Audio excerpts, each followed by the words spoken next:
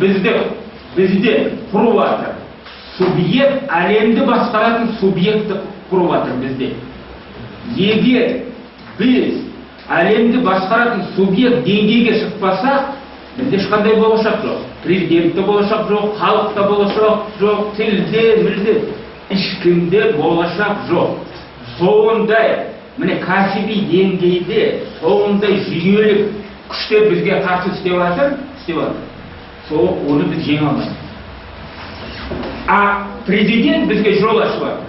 Біз әлемді басқаратын субъект болуға тартып жатыр бізде. Сонда біз айтамыз, біз тек қана қазақтың проблемасын шешпейміз, біз әлемнің проблемасын шешуге бізде потенциал бар деп.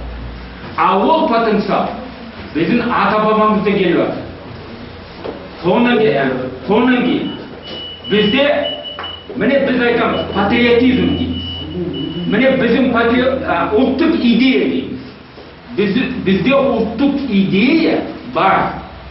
Ол бізде тіпті жаулап алған. Ұлттық идея ол доллар и евро.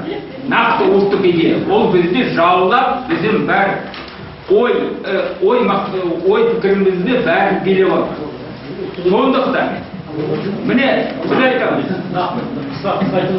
Қысқаша, міне ұсыныс.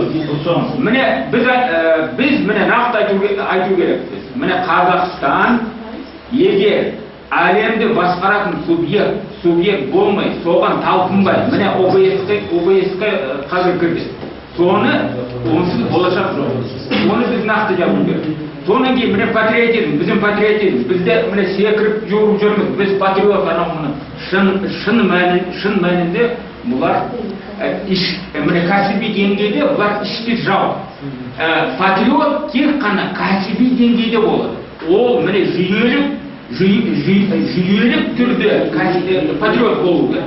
Ал бұлай мынандай сөз білін, мен патриот болдым дегенде ол ішкі жау, ол жаудан да жаман. Ол бізде кәсіби деңгейден алып тұрып, түкке жарамайды, халыққа ешқандай пайда келмейді. Міне 17 жыл біз егеменді алдық деп, кәсіби деңгейде біз халқымызды қырып жатырмыз. Біз міне егеменді ол біз міне Гитлерден өзіміздің халқымызға зиянды көбірек әкелді. Міне сол кәсіби деңгейде біз патриот болмаса, ешқандай қазекеңде болашақ